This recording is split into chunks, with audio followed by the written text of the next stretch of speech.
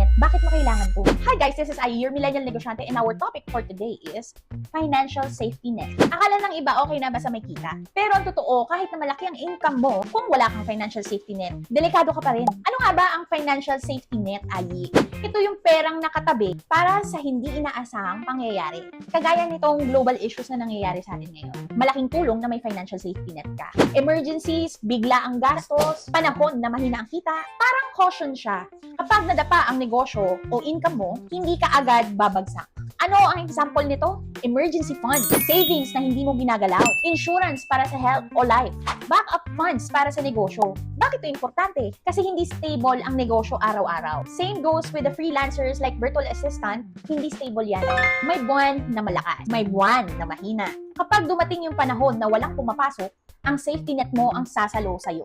This is not just for business, guys, ha? This is also for people who are employees, freelancers. Makakatulong ang financial safety net sa inyo. Kaya kung may kita ka ngayon, huwag mong abusuhin lahat. Lalo-lalo na may global issues ngayon.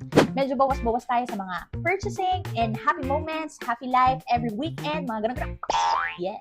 Magtabi ka, maghanda ka, magkaroon ka ng financial safety net. Kasi ang tunay na yaman, hindi lang kung gaano kalaki ang kinikita mo, kundi kung gaano ka kahanda kapag wala kang kinikita. Thank you so much for watching, guys. I hope naintindihan nyo na ang financial safety net, and I will see you on the next further tip of Millennial Negosyante.